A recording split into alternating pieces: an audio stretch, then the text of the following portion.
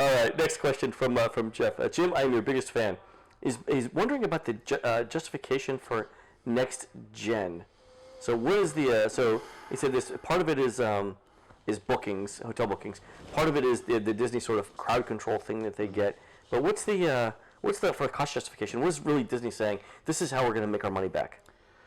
You know, it's such a hard situation to do the Reader's Digest version, but realistically, a lot of it has to do with staffing. The notion that you know when people book what attraction they're going to be on, and you can look at you can staff your park 6 months out, knowing that okay, these people are definitely going to be here, and our historic attendance figures suggest these additional, and so you can think, all right, I do need to throw open another restaurant. I do need to bring so many food carts into the park. Yeah. So from their side of the equation, it's an opportunity to make more money because you have more hard knowledge about who's going to be in you your don't have to overstaff. You're not going to be understaffed. So and staffing labor is what 2/3 of the cost, right? Yeah, that's exactly. And then when you factor in that somebody coming through the door, between the healthcare costs and whether it's a union position or it's even in a right to work state, these are issues. Yeah.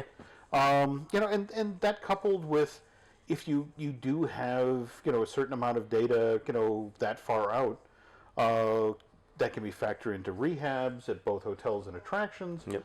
You can start scheduling things around when it's going to minimize the impact to people. But at the same time, I think that's the thing that has always bothered me about my Disney experience is that this is making it easier for the guys who are in the building that never actually go into the park.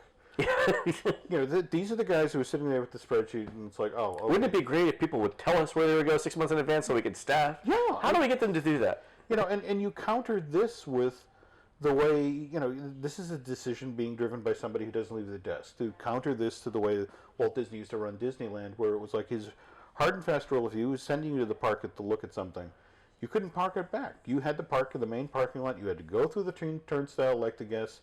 You had to eat the food in the park.